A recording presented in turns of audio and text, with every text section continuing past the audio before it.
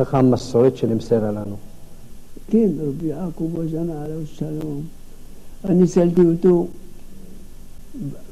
אמרתי לו, תסלח לי, אמרתי לו, תגיד לי, איך הגעת לדברים הזה? אמר לי, אני עוד צעיר. ויום אחד לקחתי סידורים גדולים של האבא שלו, אמר, פתחתי סידור אחד. הנייר הראשון, קראתי את המילים, אמר, אני קראתי את זה, פתאום אחד על ידי, שד.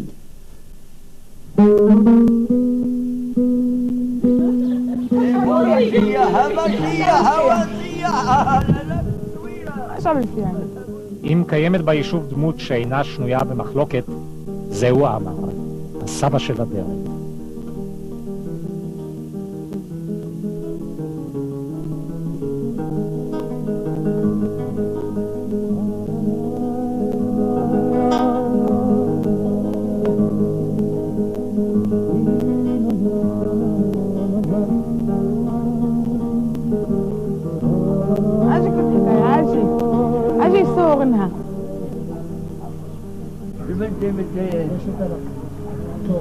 قال لي اخوك ما بدي لي اخوك مين انت ولا كيف باش بلادي بو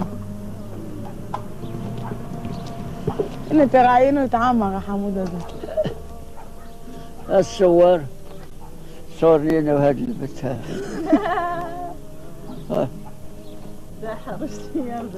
دي حبيرة شيلي كم شتيت اليوم עמר אברהם, זה הנכס העיקר של מושב הדרך.